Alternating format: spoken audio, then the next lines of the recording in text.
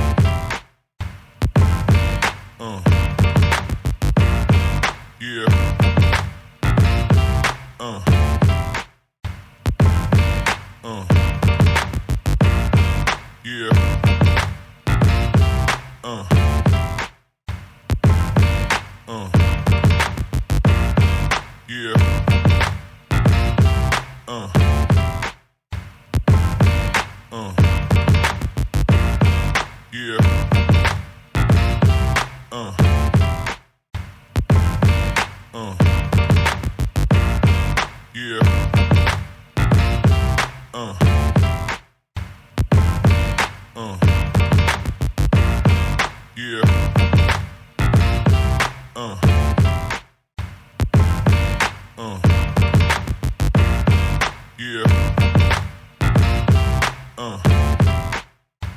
Salve, salve, estagiários, estagiárias! Chegamos e iniciamos a semana com aquele programa que você ama, aquele programa que você gosta. Simplesmente 2 toques pra gente falar da última rodada e derradeira rodada do Campeonato Brasileiro. Soubemos os rebaixados, a gente já sabia o campeão, né? O Flamengo, com uma rodada de antecedência, conseguiu sagrar campeão brasileiro.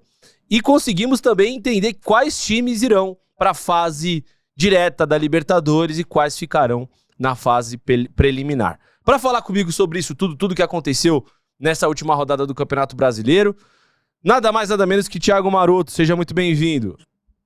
Hey, vamos! Seguinte, hein? Estamos combinando sem combinar. Agora que eu percebi esse detalhe, irmão. Pô, a sintonia aqui é 100%, não tem jeito. Exatamente. Thiago Maroto era pra estar aqui junto comigo no estúdio, mas meteu aquele bom e velho migué, né? Do Piriri. Quem não? Segunda-feira, passou o fim de semana.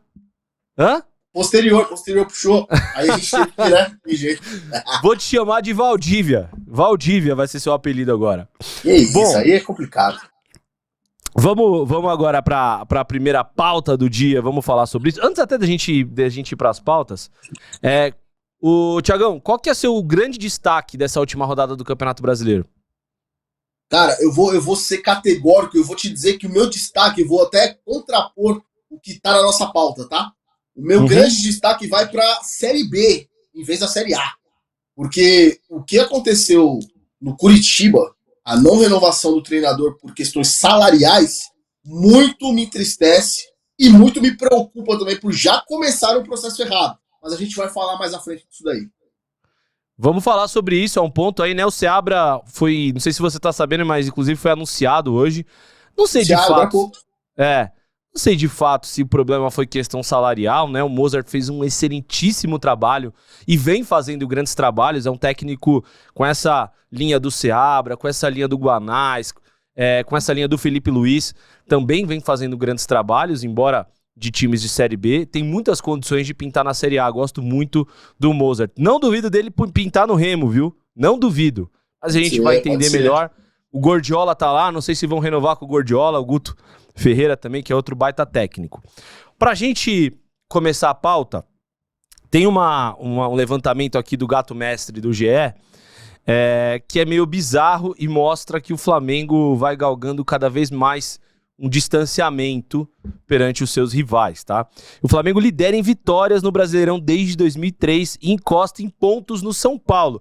Pois é, geração Z, pra você que tava com a internet desligada, que não procura as coisas direito no YouTube, o São Paulo até 2010 mandou e desmandou no futebol brasileiro, né, Tiagão? Se eu posso dizer assim, né? O único time tricampeão brasileiro seguido, campeão da Libertadores 3 vezes, campeão mundial 3 vezes, e o São Paulo era dono simplesmente do formato pontos corridos, né? Desde que o Brasileirão saiu do formato mata-mata para pontos corridos, o São Paulo sempre liderou as estatísticas de pontos, de vitórias e tudo mais, mas o Mengão encostou. Tem uma matéria aqui que completa do GE, né?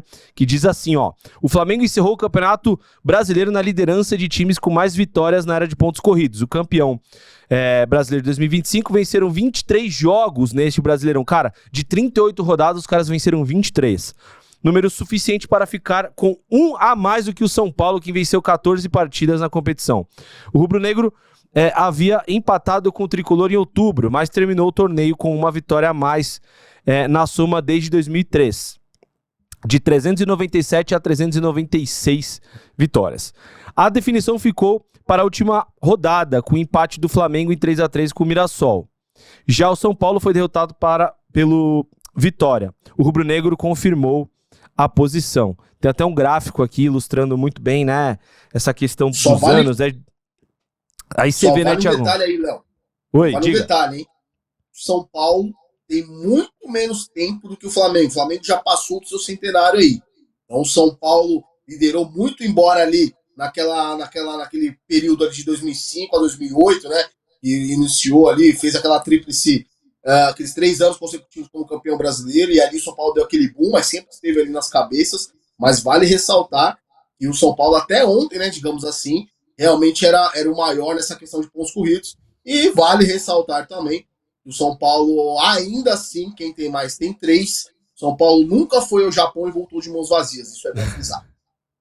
Exatamente, Thiagão. Mas assim, cara, é importante a gente ver esse gráfico aqui, né? Que mostra o São Paulo, que foi por muitos anos dentro desse formato de pontos corridos, sempre muito competitivo, né? O Flamengo tem uma vitória a mais, 397 contra 396. O Palmeiras está logo atrás com 374 e vem o Inter com 368, tá? Então, assim, mostra que a gente entende que o futebol tem um novo recorte a partir da era pós-pandemia, principalmente, com investimentos no Palmeiras, com investimentos gigantescos no Flamengo, e mostra uma disparidade. Eu acho que se a gente tiver um novo levantamento daqui 10 anos, Thiago, a chance da gente ver Flamengo e Palmeiras numa outra prateleira e os demais é grande, né? Só para pontuar, o São Paulo ainda segue como recordista de pontos, tá? O São Paulo tem 1.434 pontos contra 1.428 pontos. Provavelmente, se o Flamengo continuar com esses super times, né, deve passar o São Paulo no próximo ano. Já passou em número de vitórias e deve também passar em número de pontos conquistados desde 2003. Tá aí, né, uma estatística importante para elucidar todo esse processo de reorganização. Nesse fim de semana, Thiagão, eu vi um documentário que eu vou inclusive, te encaminhar, que eu acho que é interessante você assistir também, que fala sobre a reconstrução do Flamengo no Globoplay, tá? Eles entrevistaram todos os membros da Chapa Azul, tá? Desde da era Bandeira de Melo, por que o Bandeira de Melo foi escolhido. Então, entrevistaram o Valim, o Bandeira, o Landim e agora o BAP. E é interessante que os caras que reconstruíram, que deram basta naquela situação do Flamengo, que devia até as calças, eles trocaram cadeira entre eles.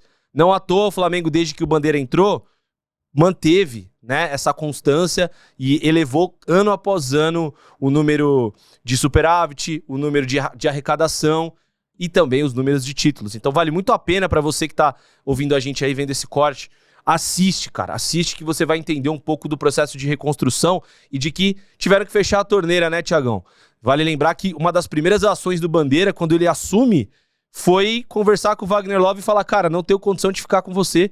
E ele era ídolo na época do Flamengo, tinha acabado, né, já tinha ganhado em 2009 o Campeonato Brasileiro, mas vinha ano após ano, cada vez mais pegando esse lado do torcedor, essa idolatria. É interessante demais a gente ver isso, né, cara? Cara, e bem citado, eu ia trazer agora esse ponto do Wagner Love, que formava até então o Império do Amor, né, o ataque. Mas gente competente, gente que se preocupa com o clube, que foi visionário, estava mais preocupado, que é o que deve ser, com a instituição, do que somente com angariar votos ou ficar bem com a torcida.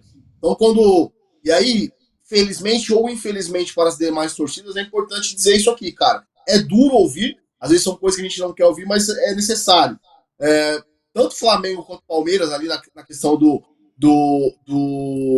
da reconstrução, todos os dirigentes estavam visando a instituição, e não somente cargos públicos, políticos e afins. Então, vale aí a recomendação, belíssima recomendação de documentário, Léo.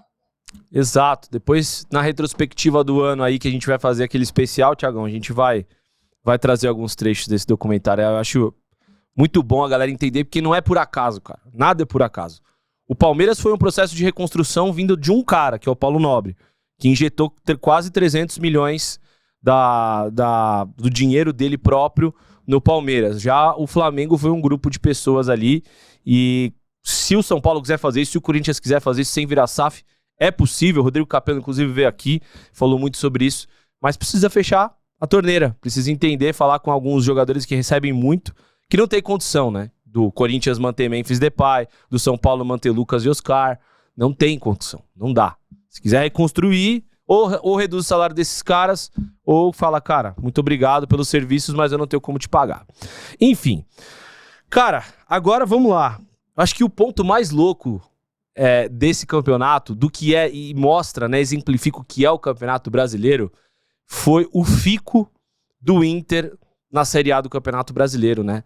É muito louco pensar que na quarta-feira, depois do jogo contra o São Paulo, o Inter sai praticamente rebaixado da Vila Belmiro. Precisaria ganhar com até alguns gols de folga do Red Bull em casa, né? E simplesmente torcer contra os seus adversários, principalmente contra o Fortaleza, que vinha de 8 resultados positivos em sequência. Cara, é muita coisa, né? 8 resultados invictos, melhor dizendo, sendo 5 vitórias seguidas. Então, assim, completamente maluco, né? Desde a chegada do Abel, a gente falou no último 2 toques, aquela declaração infeliz e tudo mais, e aí o Inter consegue golear o Red Bull em casa 3-0, o Fortaleza perde do Botafogo 4-2, né? E o Ceará, esse eu já esperava que cairia, porque uma sequência com o Flamengo precisando ganhar para carimbar o título e Palmeiras na última rodada, ia ser bem difícil do Ceará conseguir ganhar pelo menos um desses jogos. E um dia muito triste pro futebol cearense. Quem não tem nada a ver com isso foi o Abel, cara. E assim, é um absurdo o que aconteceu. O futebol é maravilhoso por conta disso, né, Thiagão? É verdade. Cara, e assim, eu posso dizer, pelo que a gente falou nos últimos 2 toques, que por grande parte da mídia que esperavam que seria rebaixado, só pelo apresentado durante a temporada, pelo elenco que tem, foi um futebol muito abaixo, né?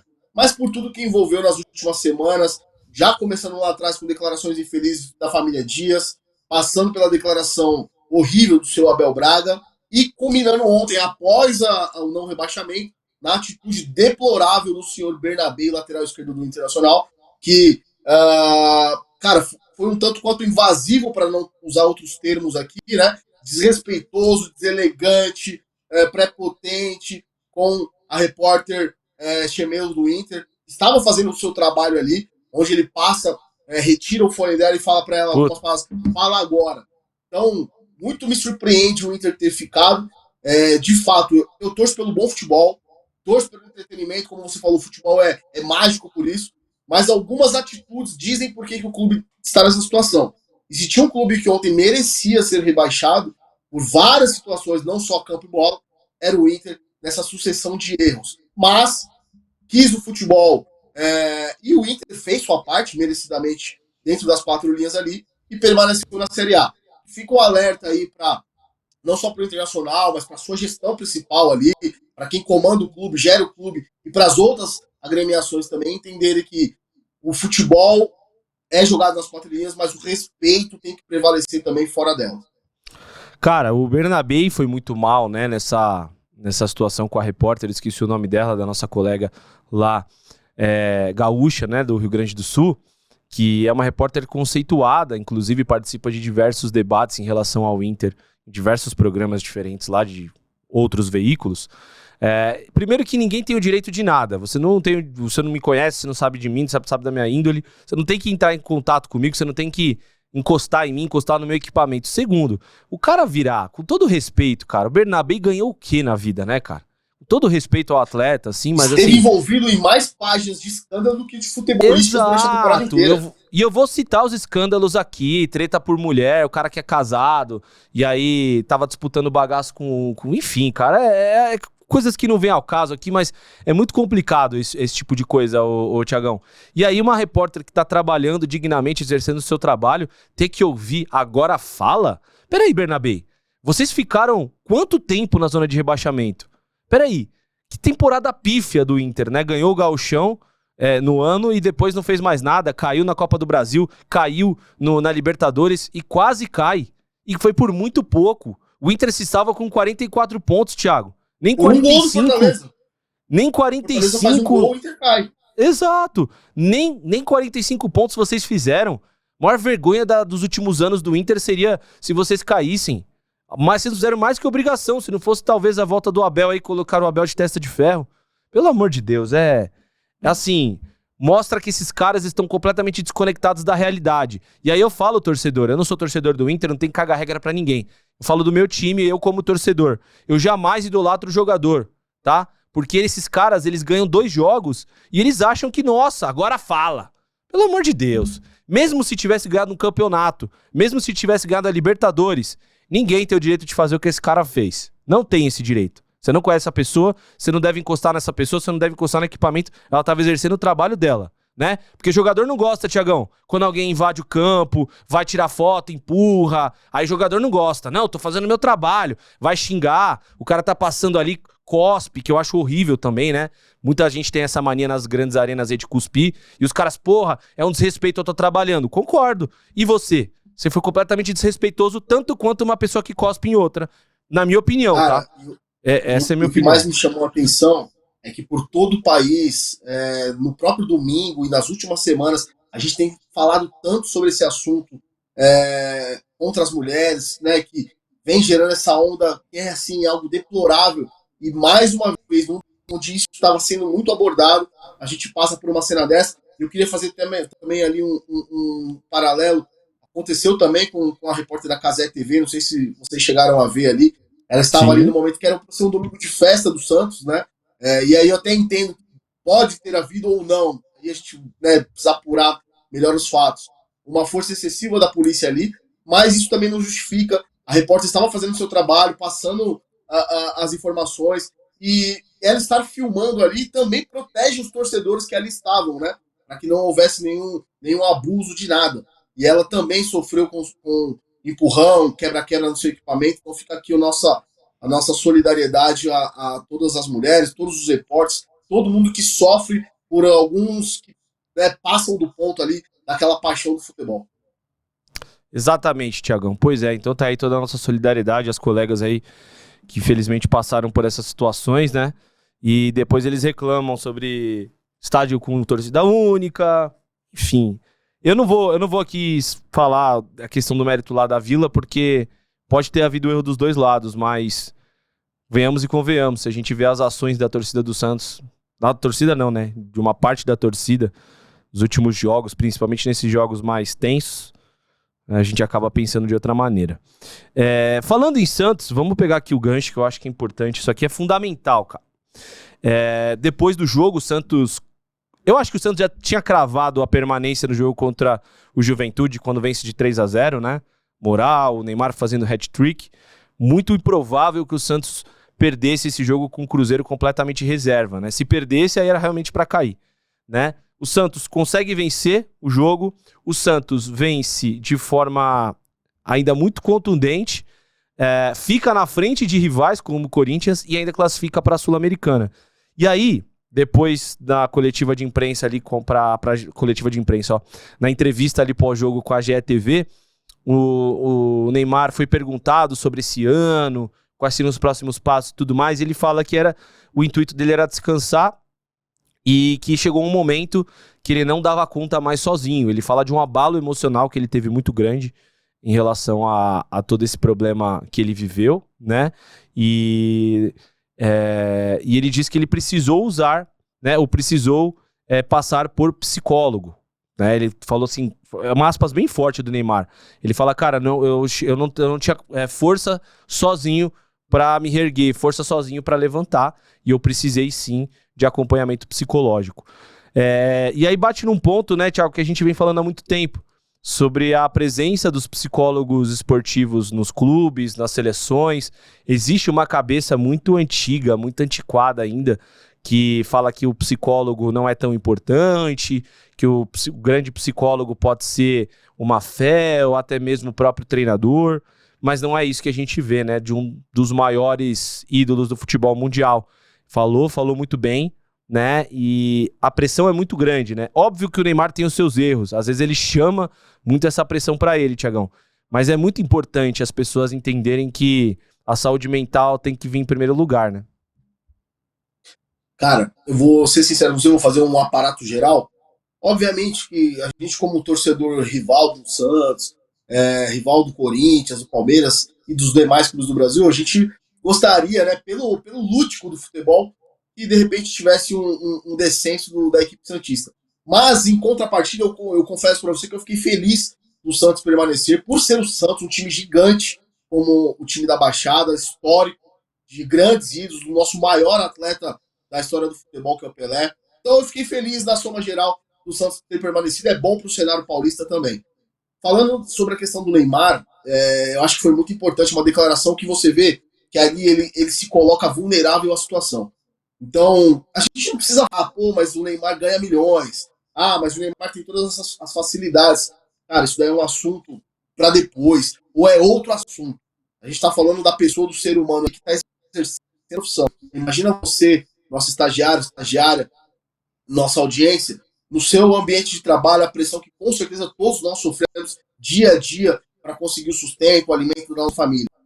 Então, se coloque você nessa posição de alguém que é pressionado hora após hora durante 24 horas por dia. Então, ali o Neymar ele me transpareceu realmente ali que. E ele fala, né, sobre esgotamento emocional. Cara, é muito forte essa declaração. Uma declaração que a gente precisa estar atento. A gente viu atletas de outras idades retiradas da temporada para cuidar dessa parte da saúde mental, que hoje está em voga, né? Então é um assunto muito delicado. Então fica aqui também o meu agradecimento a todos os profissionais da saúde, essa parte mental, psicólogo, psiquiatra e afins, porque realmente todo jogador ou todo ser humano precisa passar, e às vezes a gente tinha aquela mística, né, Léo, dos mais antigos, falar, pô, psicólogo para maluco, para doido. A gente vê que isso daí já está ultrapassado, né? Todo mundo precisa de um acompanhamento para se sentir melhor, se sentir apto, disponível e disposto, né, para poder enfrentar as dificuldades do dia a dia. Então ficar aqui um abraço pro Neymar. A gente tem nossas ressalvas fora de campo, mas aí é uma questão muito particular que talvez a gente nem deva se meter tanto, mas falando de campo, bola, atuação ali, realmente o Neymar fez com que o Santos permanecesse na Série A do Brasileiro. Vou pegar aspas dele aqui, ó. Ele fala o seguinte, ó: ajuda psicológica mesmo. Já tinha feito terapia um tempo atrás, mas não foi nada, mas não foi nada porque eu estava mal. Era porque eu queria mesmo autoajuda, para me ajudar mais. Mas dessa vez foi a primeira vez que meu emocional foi para o zero. Confesso que sou muito forte emocionalmente, aguento muita pancada, mas essa vez eu não aguentei. Foi difícil para mim, mas as pessoas foram importantes demais para me reerguer. Mostra, cara, aspas fortes, interessante, principalmente vindo de um cara que tá acostumado com a pressão. A pressão sempre fez parte da vida dele desde os 13, 14, 15 anos, né? Pressão de sustentar uma casa desde muito pequeno, pressão de entender que ele era um produto, uma relação com o pai. Eu não tô lá, nem o Thiago, mas assim, do que a gente vê de fora, não sei se tão sadia assim, porque o pai é empresário. Eu sou defensor de que pai não tem que ser empresário. Eu acho que o pai pode ajudar a acompanhar a carreira, tá muito perto para o filho não ser roubado, que existe muitas pessoas com uma índole duvidosa nesse meio, mas eu acho que tem que ter um papel do empresário à parte do pai, mas isso é só uma opinião minha, posso estar errado. Então, assim, cara, é importante. O Neymar, acho que assim, o Thiagão, desde que ele vem pro Santos, e aí é um ponto que eu vi, vamos pensar em todas as polêmicas desse ano do Neymar, tá? Polêmica do contrato, isso ele não tem controle. Aconteceu, o contrato vazou. partir daí, polêmica com respostas para páginas. O Neymar, às vezes, ele age como um adolescente de 15, 16 anos. Ele não pode ouvir uma crítica que ele vai responder a alguém. Ele responde página, ele responde jornalista, ele chama o cara de jornalista de merda. E acho que o principal que mostrou que o Neymar não estava bem psicologicamente foi quando ele chama o torcedor pra porrada, né? Acaba o jogo, ele vai tirar satisfação com o torcedor, xinga o torcedor de tudo quanto é nome e fala pra ir lá no vestiário conversar com ele. Ontem aconteceu isso, Léo. Oi? Ontem também aconteceu isso ao final da partida. É que assim, ali foi uma questão do jogo com outro atleta. Isso acontece no jogo. Eu acho assim, o Neymar ele tem uma posição que venderam pra ele, que não é a posição que de fato é dele, nem foi de ninguém. Se a gente pegar atrás o Zico jogando, o Pelé jogando, quanto que esses caras não apanhavam no jogo? Já sendo Zico e Pelé, entendeu? Isso faz parte do jogo. O cara é muito bom tecnicamente, eu tenho que tentar parar ele de alguma maneira. O Neymar, ele vem sofrendo com lesão, porque ele apanhou e vem apanhando há muitos anos. Isso é um ponto. Eu acho que o Neymar se porta como assim, você é um moleque, você não pode bater em mim, você tem que deixar eu te driblar, te dar chapéu, te dar rolinho, e depois você vem tirar foto comigo ainda no fim do jogo. Venderam algo pra ele que ele não é, que ele é maior do que o futebol brasileiro, que ele é maior do que a instituição do Santos, por exemplo. Essa é a impressão que eu tenho. Por isso que esse comportamento tão combativo, e esse comportamento de se achar uma figura superior aos demais. Eu acho que quando é 11 contra 11, a gente fala muito isso, né, Thiagão, no mundo das lutas. A hora que fechou a jaula ali, meu amigo, é 11 contra 11, cada um querendo seu prato de comida ali, cara. Então não tem essa. Você pode ser o Neymar, você pode ser o Papa. Eu vou jogar a minha vida aqui. E aí, bate no ponto que eu queria falar, só pra terminar o raciocínio, que essa questão emocional, quando ele faz isso com um torcedor, o Neymar que jogou nos maiores palcos do mundo, que já aguentou muita gente xingando ele, isso faz parte de ser um ser passional, que é o torcedor. Ali, pra mim, eu vi que ele realmente não estava bem. E não está bem. O Neymar, psicologicamente, não está bem. Se ele quer encarar ainda uma Copa do Mundo, ele vai ser testado. A declaração que ele dá depois do jogo contra o Juventude no primeiro turno, que falam, o Ancelotti veio ver o seu jogo, o que você acha? Ele não tem que me provar nada pra ninguém. Como que você não tem que se provar pra ninguém? Ele é o técnico da seleção, você não tá jogando porra nenhuma. Desculpa, você tem que se provar sim. Então, Thiagão, eu acho que são duas coisas. A realidade, ela bate de encontro a você. Você pode mentir pra você mesmo a vida inteira, mas uma hora ela vai bater. E você vai ter que lidar com ela. E acho que pela primeira vez em muitos anos, o Neymar tá lidando com a realidade de estar em baixa, de ser um ser humano, de não ser o super-herói, de não ser o cara que vai fazer 14 gols, 15, 16, 17, 18 gols. Ele tem que lidar com isso. Eu acho que é isso, Thiagão. Você quer terminar aí e pontuar alguma coisa? Não, só complementando, eu acho que o futebol brasileiro vai ser a melhor escola ou o melhor balizador para o Neymar, justamente por esse último ponto, essa sua última frase. O Neymar está se deparando com a realidade. Hoje ele, para mim, continua sendo um gênio, como sempre foi, mas talvez a idade, o corpo, pesam um pouquinho contra. Hoje ele vai ter que se reinventar. Então, quando ele fala que ele não precisa provar nada, entre aspas, né, ele precisa mostrar que ele tem condições de jogo, se ele quiser voltar a uma seleção, uma Copa do Mundo. Mas eu acho que o futebol brasileiro está sendo aí um grande teste para ele entender que ele precisa correr atrás do prejuízo, porque senão ele vai ficar para trás. Pois é, cara. E se ele quiser a Copa do Mundo, eu acho que ele tem que ligar pro Ancelotti o quanto antes e falar, mister, o que eu preciso pra estar na Copa? Tem que ter humildade, cara. Essa é a realidade dele. Vamos fazer um projeto, alguma coisa, né? Se ele estivesse fazendo 30 gols por temporada ou aqui ou na Europa, ele não ia precisar disso. Ele ia ser automaticamente convocado, mas não é o caso. Cara, agora vamos pro rival, vamos falar de Palmeiras, porque é o seguinte, né? O Abel, primeiro que assim, deu umas declarações, o Abel, que às vezes eu fico pensando, cara, que mundo que o Abel vive, né? Uma das declarações, das grandes declarações, na última coletiva de imprensa foi que ele falou que o Palmeiras não tem tantos recursos como os rivais. O Palmeiras que gastou nessa janela de transferência 780 milhões de reais. Todas as contratações indicadas ou passadas por anuência por ele. E aí, cara, tem uma notícia aqui do GE, eu tô tentando abrir o link aqui.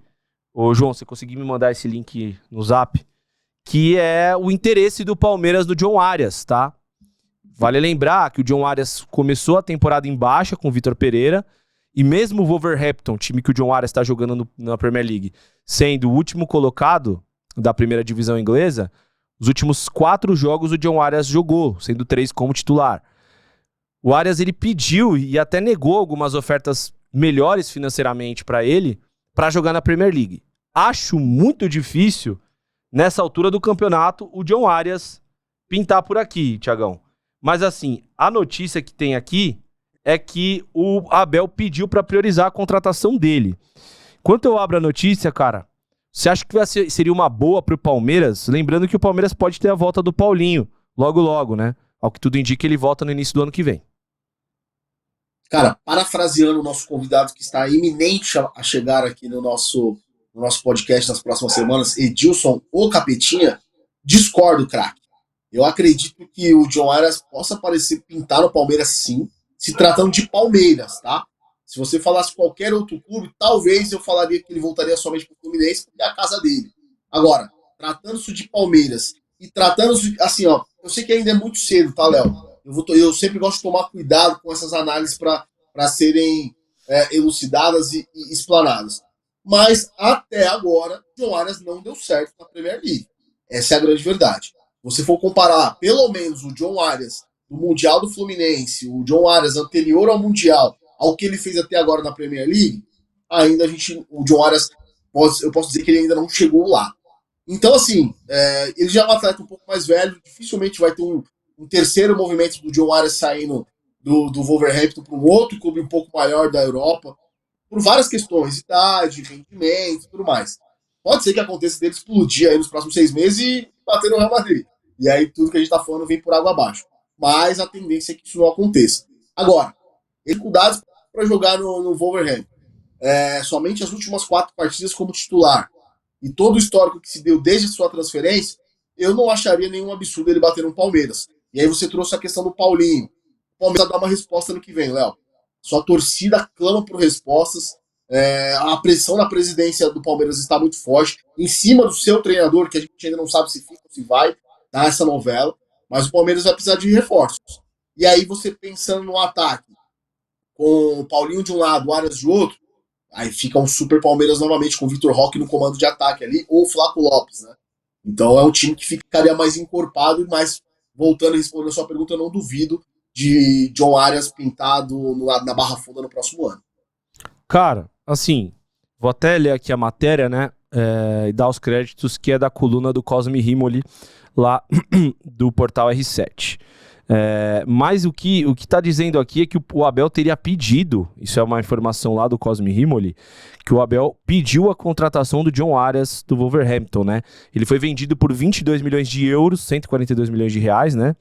Depois de uma campanha histórica do Fluminense na Copa do Mundo de Clubes, né? E aqui ele fala sobre adaptação e tudo mais, né? O técnico mudou, é o Rob Edwards, agora que entrou no lugar do Vitor Pereira. Aqui na matéria ele diz o seguinte: segundo o Cosme Rimoli, o atual treinador do Wolves, Rob Edwards, já perdeu a paciência com o colombiano e não conta mais com ele para a luta contra o rebaixamento. Abel então quer que John Arias seja o substituto de Rafael Veiga, que está em baixa no elenco. O Wolverhampton, por sua vez, pensa em recuperar os 22 milhões investidos. Cara, respeito toda e qualquer fonte, toda e qualquer notícia, respeito demais o Cosme Rimoli. Mas assim, eu confio muito no Mauro César Pereira, cara, e ele fez um vídeo falando sobre essa situação. Eu acho bem provável, cara, porque tudo bate na vontade do jogador. Eu acho que talvez, pensando com a cabeça do John Arias, ele preferiria ser emprestado para um time de segundo escalão do que, de repente, ou fora da Premier League, né? Do que, de repente, voltar para o Brasil nesse momento. Porque, como você disse, né, Thiagão? Pela idade avançada dele, se ele bate e volta em 6 meses, ele não volta mais, né? Então, acho que ele tem que tentar... E aí mostra muito todo o planejamento de carreira dele, de querer ir muito para a Europa. Para mim, seria um retrocesso ele voltar. Seja para qualquer clube, seja para o Flamengo, nesse momento seria um retrocesso se ele pensa em ainda ter algum tipo de sucesso na Europa.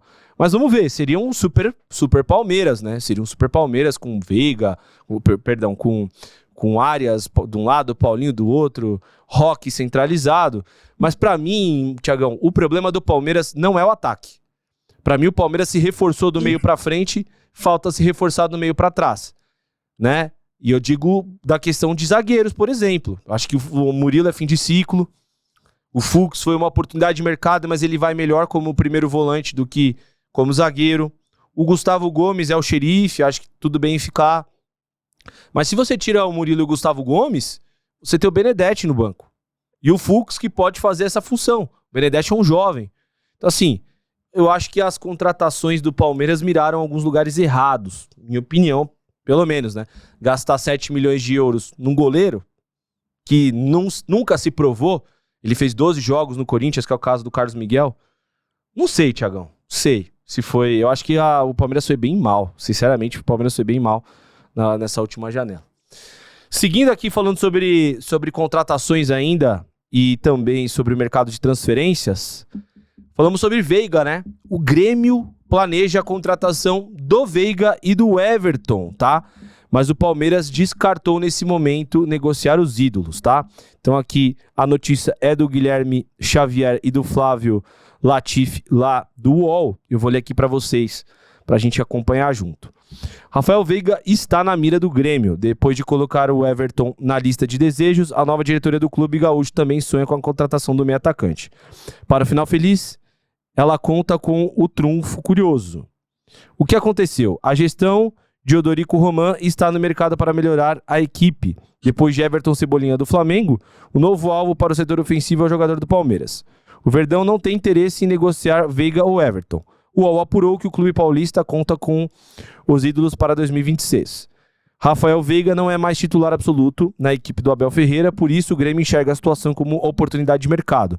Ao todo ele disputou 53 jogos, sendo 31 como titular. Marcou 7 gols e distribuiu 10 assistências em 2025. Cara, mesmo jogando pouco, você vê como o Veiga é eficiente, né? Muito pouco se fala disso, mas são 7 gols e 10 assistências, cara. Eu acho bastante para um jogador que jogou aqui 53 ao todo, mas só 31 como titulares. O tricolor gaúcho está ciente da dificuldade para abrir negociações. Veiga tem um dos maiores salários do elenco do Palmeiras. Seu vínculo vai até dezembro de 27. O Everton perdeu espaço após a lesão. A situação do goleiro é bem semelhante à do Veiga. Um ídolo com gratidão ao clube, mas que perdeu a posição de titular após sofrer fratura na mão. Aliado na negociação, Marcos Rocha, o principal trunfo do Grêmio para convencer o Veiga. O lateral direito tem excelente relação com o meio atacante, que já atuaram juntos por quase 5 anos. As conversas acontecem nos bastidores, mas a situação é vista como complicada. Veiga está adaptado a São Paulo e em uma situação confortável no Palmeiras. Enquanto veta saídas, o Palmeiras pensa em reforços para a próxima temporada. O Clube Alviverde monitora a situação de John Arias, meio atacante ex-fluminense que atualmente defende o Wolverhampton, time que atravessa péssima fase no campeonato inglês. Tiagão, eu acho o seguinte, eu acho que os 2 jogadores para mim é fim de ciclo no Palmeiras, tá? Eu acho que o Veiga não vai ser titular, mas bem difícil de ser titular. Inclusive, ele tava pegando o banco pro Evangelista, antes do Evangelista se machucar. E acho que o Everton não pega mais titularidade também. Ele já vinha sendo muito criticado por parte da torcida. E o Carlos Miguel chega, não acho que seja um primor de goleiro, mas ainda assim é mais jovem, aguenta mais, acho que o tranco, e é o titular da posição. Não sei se o Everton aceitaria essa condição de reserva nesse momento. Acho que é mais prejudicial ter um cara que não quer ser reserva e sendo o ídolo do clube, do que manter ele. Queria saber sua opinião. Cara, eu vejo com bastante estranheza 2 pontos. Primeiro, por favor, aí, o nosso diretor Joãozinho pode me corrigir ou me auxiliar aí. Se não me falha a memória, salvo engano, o Everton tem apenas 37 anos. E apenas? Se falando de goleiro... Oi? Apenas? Cara, se tratando da posição de goleiro, a gente tem visto muitos goleiros aí batendo aí 39, 40 anos em alto rendimento, tá? E a gente tá falando de um goleiro da primeira prateleira. É isso aí, 37. O Everton é goleiro da primeira prateleira. A gente não tá falando de um goleiro reserva que foi reserva em vários clubes e com essa idade. Então, assim, se fosse dirigente de qualquer outro clube e tivesse precisando de um goleiro, eu buscaria o Everton sem sombra de dúvidas, tá? Mesmo no alto dos seus 37 anos. Por ser um cara super profissional, dedicado, a gente sabe, é um cara que nunca se envolveu em polêmicas, é um cara que mantém uma constância há muitos anos. Cara, é natural uma baixa aqui ou outra durante a temporada, até mesmo questão de lesões, mas eu ainda vejo um goleiro muito útil, principalmente para o Palmeiras. Se a gente falar de Rafael Veiga, aí eu não tinha acesso a esses números, que agora eu confesso que me assustaram bastante. O cara aí, vamos colocar aqui, para arredondar, para ficar fácil a conta, tá? 60 jogos no ano ele fez. 30 como titular, 30 como reserva. Né? Só uma médiazinha ali. E os números que ele tem sendo reserva, cara, muito me admira o Palmeiras querer se desfazer de um atleta como esse aí, até por ter uma mentalidade vencedora, né? Então você vê que quando ele vem do Atlético Paranaense pro Palmeiras, ele já vem ali meio que numa boa fase, passa um período difícil no Palmeiras, que o Palmeiras chegou a cogitar negociá-lo, mas depois ele assume o protagonismo aí e permanece até agora.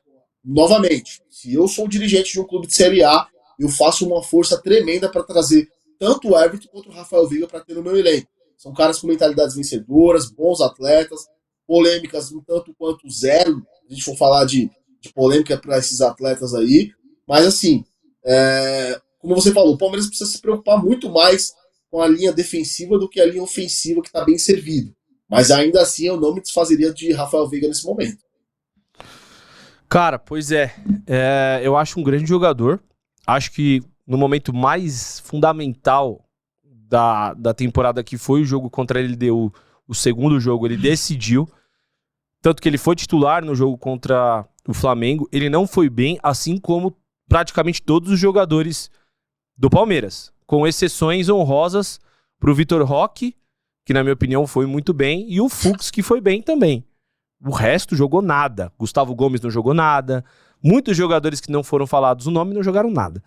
E então acho que é complicado. Pra mim é fim de ciclo. A questão do Everton, Thiagão, você tem um goleiro de 23, 24 anos que já é titular, você tem um de 37. Se o Everton aceitar a condição de reserva, tá tudo certo. Mantém-se. Mas, cara, ainda mais pensando no elenco, numa temporada longa. Mas, cara, qual que é a chance, né? O cara que é bicampeão da Libertadores, sendo titular, não ficar, no mínimo, puto que tá na reserva. Eu não sei se é bom pro elenco do Palmeiras a continuação do Everton. Essa é a minha opinião. Mas aí, cara, aí a gente vai entrar naquele ponto que a gente até discutiu com o Paulo Turra falando do elenco de 2018. O Palmeiras hoje é um clube que briga por todas as competições, doa quem doer, tá? Então nós teremos esse ano Campeonato Paulista, Campeonato Brasileiro começando mais cedo, Copa Libertadores, Copa do Brasil. Quem sabe o Palmeiras avançar numa Libertadores, ser campeão em um Mundial. Então a gente tá falando de 4, 5, 6 competições no ano.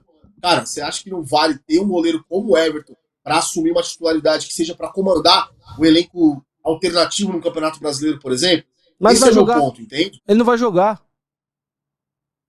Você entendeu, então, Thiagão? Não, mas o meu ponto é, cara, você ter dois goleiros como o Everton e como o Carlos Miguel. Você pode dividir muito tranquilamente em competições. O Everton tem goleiro de Copas e o Carlos Miguel do Brasileiro, ou vice-versa. Aí, bate no ponto que você falou. Beleza, o cara tá disposto a isso? Eu imagino que o Everton, sendo o ídolo, um cara de grupo, como sempre demonstrou ser, não é possível que ele vai escolher ir pelo lado do caos. Eu não vejo isso. Agora, que assim, se a gente tiver alguma informação adjacente aí que a gente não tá vendo, aí talvez faça sentido se desfazer do goleiro. Mas eu, como dirigente, não me desfazeria de um goleiro como esse. Eu entendo a sua visão. Acho que isso, sim, você tem dois grandes goleiros. Vamos deixar eles brigarem por posição. Mas a cabeça do Everton os caras trouxeram o cara por uma oportunidade de mercado no final da temporada. Eu me lesionei. No filé mignon o cara jogou. Agora, não vão me dar a oportunidade de tentar recuperar na bola? Não vão me dar minutos? Cara, eu acho que o Abel foi muito claro. Eu acho que o Abel foi muito claro quando ele foi perguntado. Esse é o ponto. Ele foi perguntado numa coletiva e ele falou, cara, o titular da posição é o Carlos Miguel. Mas se o Everton voltar, o titular da posição hoje é o Carlos Miguel. Aí é um ponto. Vai dar oportunidade pro Everton jogar? Ele vai brigar por posição com o Carlos Miguel? Eu acho que assim, ele tem que comprar essa ideia dele não ser mais uma unanimidade, que em 2 meses ele parou de ser. Será que o Abel não fez isso, Léo? E aí, fazendo o advogado do diabo, tá? Será que o Abel não fez isso nessa reta final justamente para não desmotivar ou tirar o mérito do Carlos Miguel? Porque assim, cara, era uma reta final de decisão importante e eu acho que não pegaria um tanto quanto bem se ele falasse que assim que o Everton estivesse disponível, voltaria para titularidade. Então eu acho que talvez, pensando como gestão de grupo, eu acho que o Abel deve ter falado isso aí justamente para bancar e dar mais força e moral pro atleta Carlos Miguel, entende? Cara, é de se pensar, mas assim... Enfim, a gente não sabe, né? Isso é muito bastidor. Eu acho o seguinte, se o Everton topar, se você vê que ele tá dentro do elenco, que ele quer participar, que ele quer ser campeão, eu acho que é legal ter ele. Mas assim, conhecendo a personalidade do Everton, de pessoas que trabalharam com ele é muito de grupo, ele é um cara legal, não é desagregador. Mas eu me coloco na posição dele. Eu, nesse momento, estaria puto, Thiagão, puto. Eu estaria louco pra voltar a temporada. É claro, porque, por exemplo, beleza, o cara é normal quando você tem uma lesão, joga o goleiro, esse goleiro tá bem, você mantém ele. Normal, justo. Mas pro ano que vem, se o planejamento do Palmeiras for ser o Carlos Miguel, porque vamos ser sinceros, são 37 anos de Everton. Ele tem mais 3 anos no máximo no auge. O Fábio é uma exceção da exceção. A gente não vê goleiro com 46 anos jogando o que o Fábio tá jogando. Ele é um extraterrestre. Isso a ciência tem que explicar ele. A partir dos 40 pro goleiro, ele pode jogar até os 40. Mas a partir dos 40, a tendência é descer. É isso que eu tô te falando, entendeu, cara? É complicado. Mas enfim. Só o tempo vai dizer. Uma última. Diga. Uma última, Léo. Concordo nesse ponto final. Entretanto, 3 anos ainda são 3 anos, tem bastante tempo. Sim, sim. Se você tira o Everton, você traz quem pro Palmeiras hoje, por exemplo? Cara, tem o Marcelo Lomba lá, que é um bom reserva. Mas aí eu trago um contraponto. Quantos anos tem o Marcelo Lomba? Aí deve pra mim já não faz sentido você ter um goleiro dessa idade sendo reserva, entende? Entendi. Tem o Aranha também, que é menino. Quem? Da base. O Aranha, menino da base. Muito bom goleiro também. Bom goleiro, mas ainda não tá pronto. É. Tô vendo aqui, ó. 38 o Marcelo tem.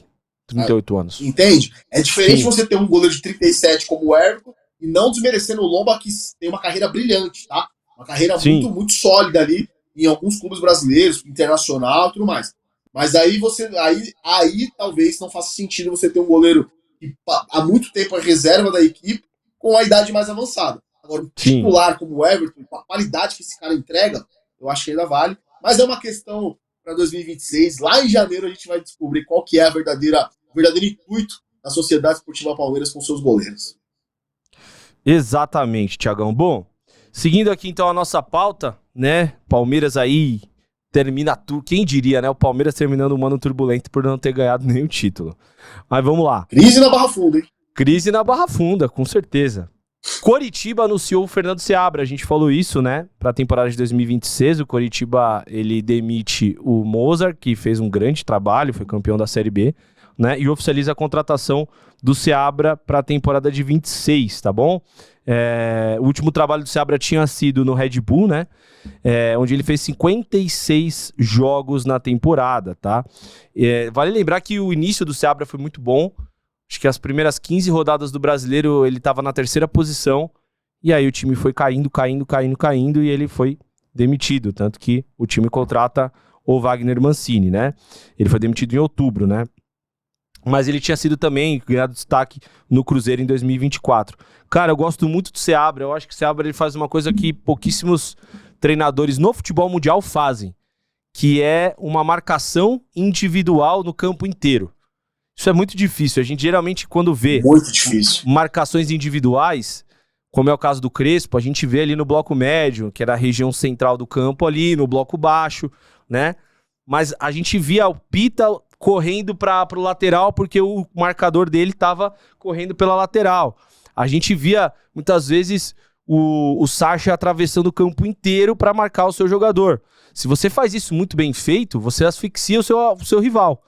E aí você consegue ter a bola o tempo inteiro. Então ele tem um time que gosta também de ter a bola, é um jogo mais propositivo, é um jogo apoiado.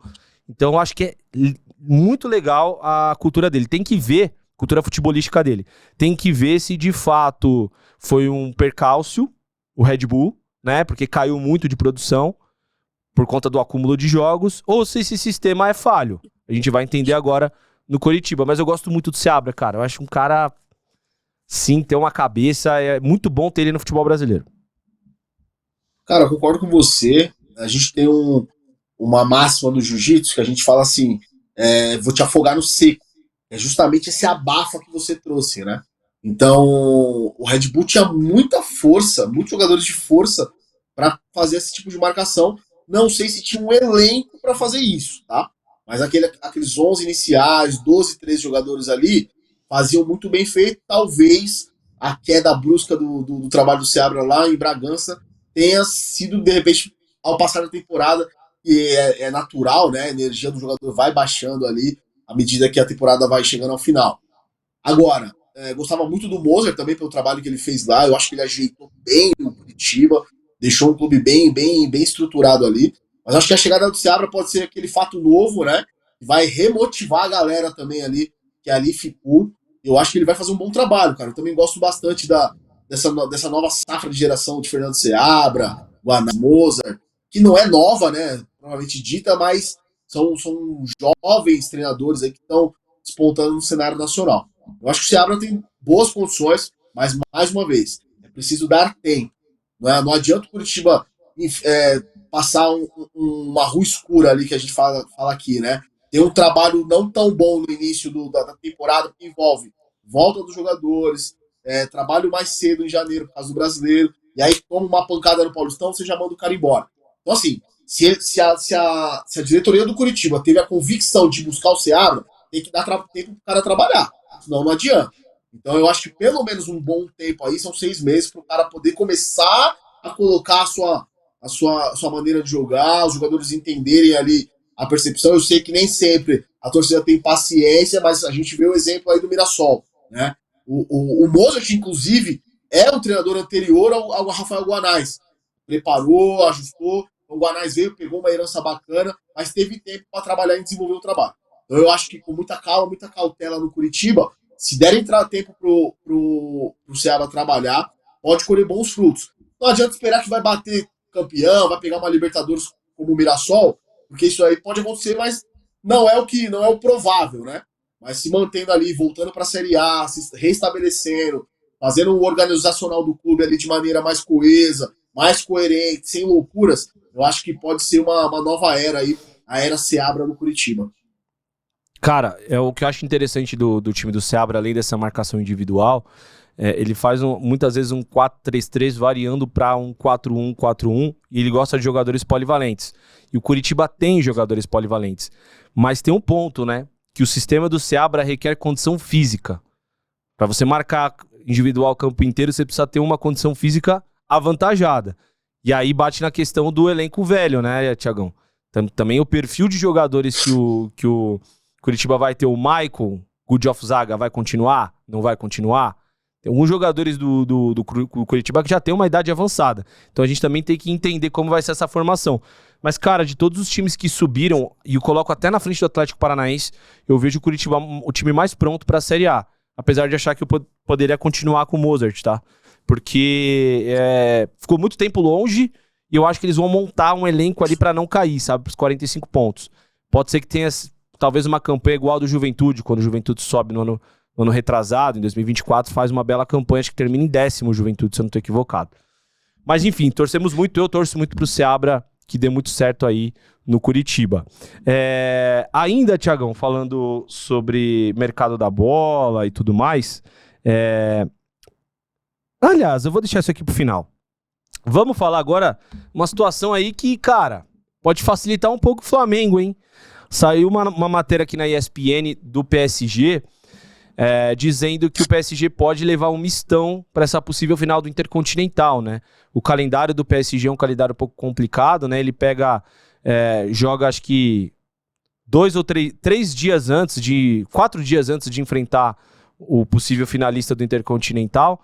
E aí, obviamente, o PSG vai levar o time inteiro, né? Mas tá com algumas ressalvas ali, vendo as condições físicas do Doué, as condições físicas do Hakimi. Não é certeza que ele vai colocar o time titular, 100% titular, logo no início do jogo. Pode ser que eles entrem com um mistão para esse jogo. Sei. É uma situação, depende do... Eu acho que, Thiago, sinceramente, depende do rival, do adversário. Vai enfrentar o Flamengo? Eu também duvido que eles entrem com um time alternativo. Para não passar vergonha. Porque o time... Ô, Léo, é o PSG. Eu acho que o Flamengo passaria o carro no time alternativo do PSG. Essa é a minha opinião. Cara, vou te falar uma coisa. Se a gente for falar de campo e bola, eu acho que, com o perdão da palavra, o senhor Felipe Luiz, sendo um maluco da bola, estudioso como é, seja alternativo ou titular, tem total condição de complicar e engrossar o caldo pra cima do PSG, tá? Esse é o ponto 1. Só que o ponto 2, cara, é o seguinte. E aí, Thiago, tá tendo a síndrome do vira-lata. Pode ser, concordo.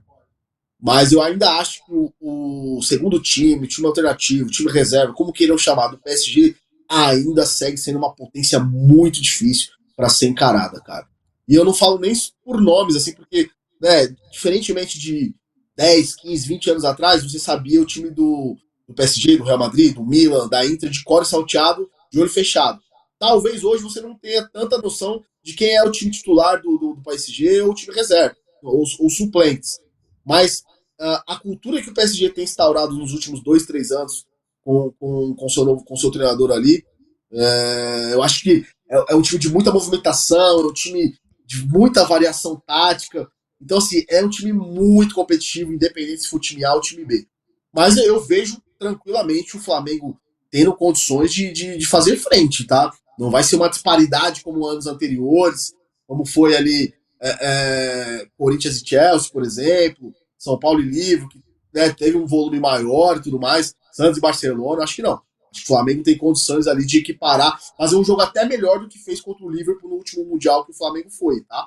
Então eu acho que pode ser um bom jogo, mas essa ressalva do time alternativo, o time B do Paris Saint-Germain, ainda ser uma grande máquina, tem que ser levado em consideração, tá?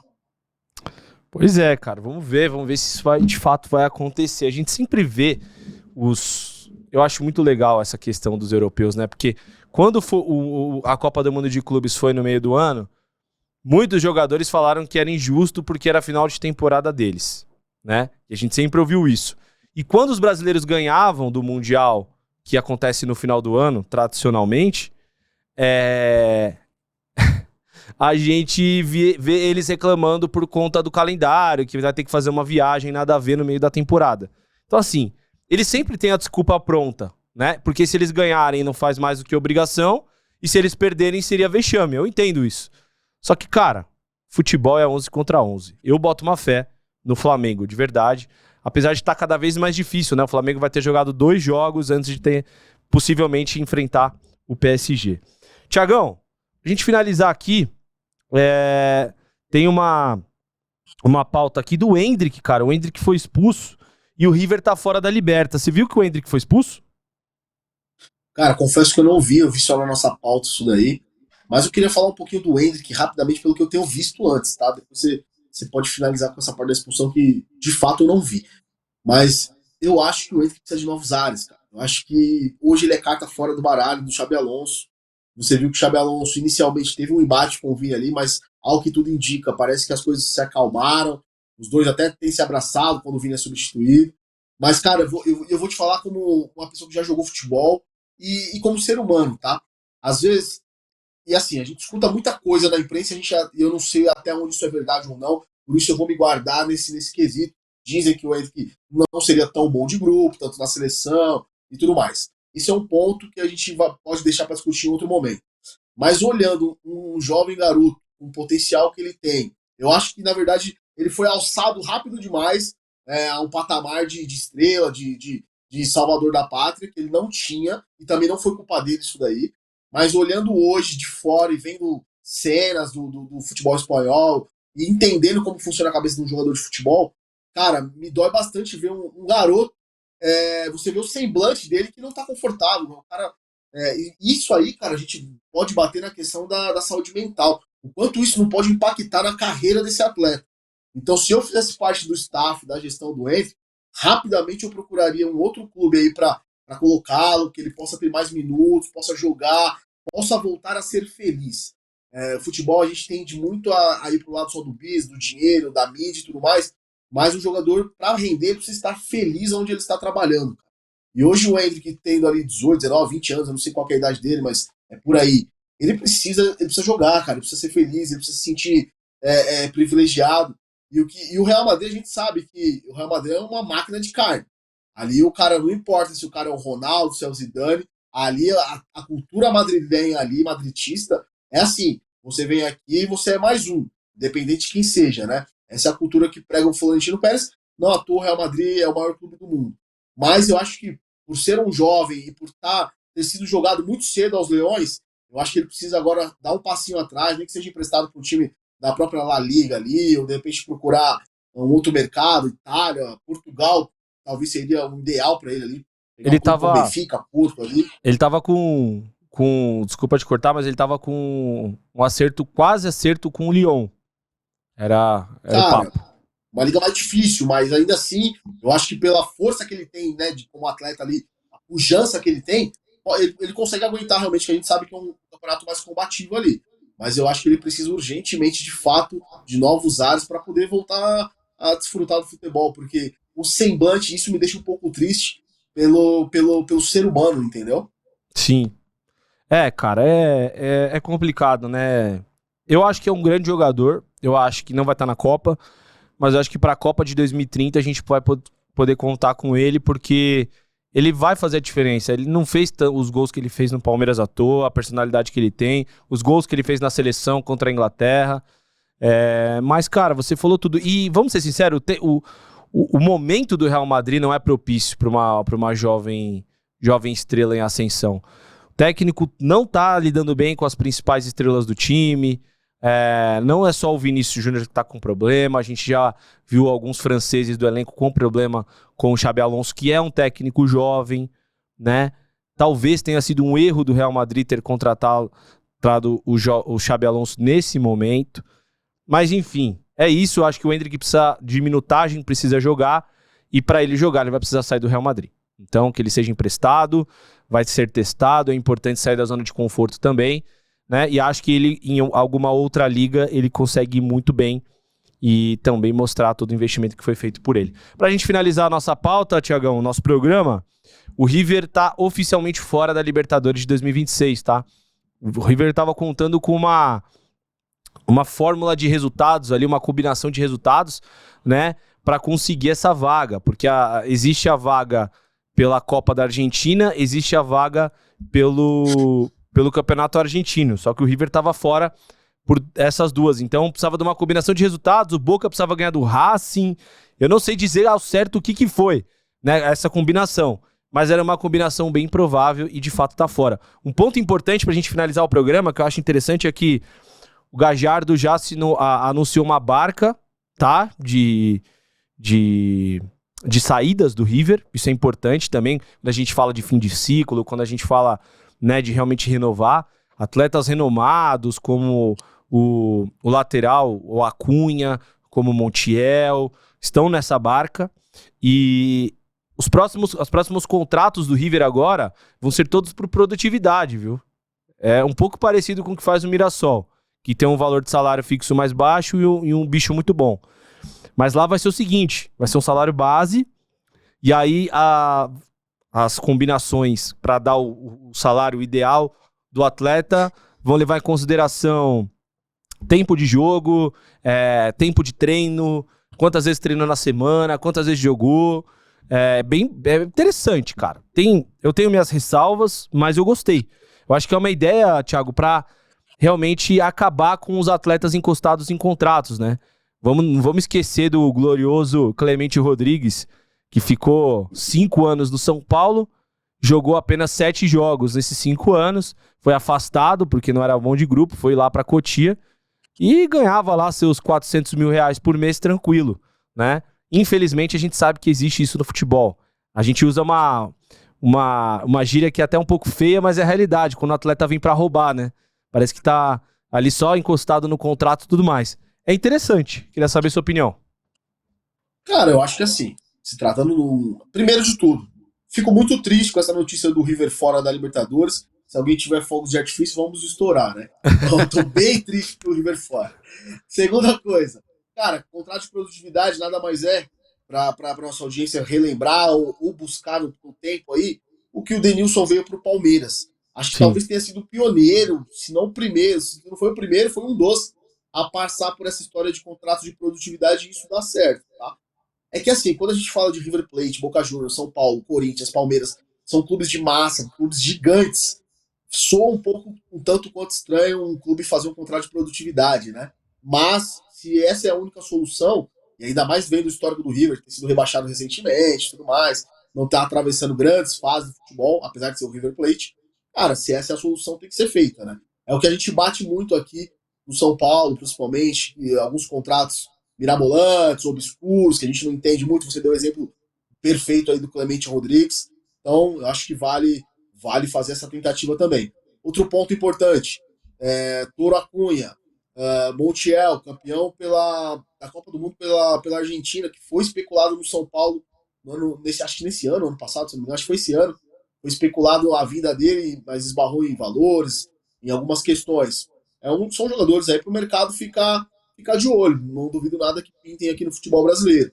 A gente falar entre Montiel, por exemplo, e Cedric, eu não vejo por que não fazer essa troca aí, tendo um jogador campeão do mundo que poderia chegar ao elenco. Só um exemplo que fica aí para a gente refletir. E referente ao Gadiardo, cara, o Gadiardo atravessa uma fase complicada, né? Então ele já voltou de novo agora. Agora tá anunciando essa barca aí. Vamos aguardar os próximos capítulos aí, Leozinho. E outra coisa importante, tá? A gente falou de contrato de produtividade.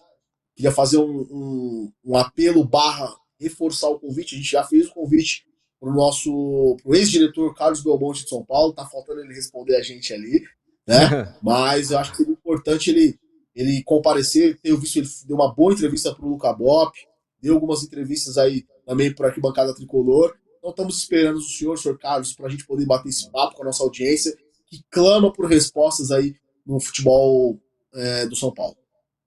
A casa tá sempre aberta, né? É interessante, ele foi nos principais canais aí, Jovem Pan, TNT e tudo mais. Mas a gente tem uma base muito sólida aqui de São Paulinos e seria interessante ele vir conversar.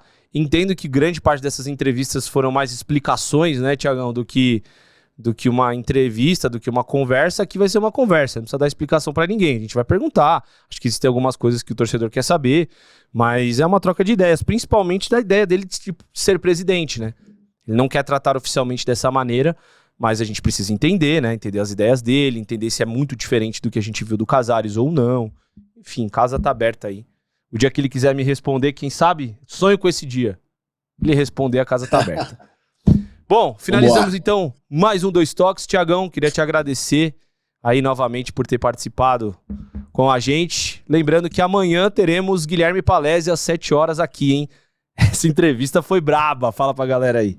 Grande Guipa, falou coisas fortes, coisas engraçadas, tocamos em assuntos delicadíssimos aí, tanto da vida pessoal dele, quanto do âmbito da sociedade em si, né? Cara, uma entrevista muito, muito bacana, acho que vale a recomendação aí. E não esqueça, galera, curtam, compartilhem, se puderem hypar o vídeo, ajuda a gente, fica na coluna lateral do YouTube como recomendação de conteúdo. Tudo que a gente faz aqui é com muito coração, com muita vontade aí, para atender bem vocês aí. A gente não é aquela padaria, né? Atender bem para servir bem para servir sempre, mas é mais ou menos por aí, né, Léo? Exato. A gente tenta, né, Tiagão? A gente tenta. Enfim, você gostou desse conteúdo, cara? Curte, comenta, compartilha, faz esse canal chegar a mais pessoas se você gosta do nosso trabalho. É muito importante para nós. Hype o vídeo aí, se você acha que a gente merece. E deixe seu comentário. Deixe seu comentário aqui, que seu feedback sempre é muito importante e relevante para nós, tá bom? Galera, tamo junto, fiquem com Deus. Até amanhã.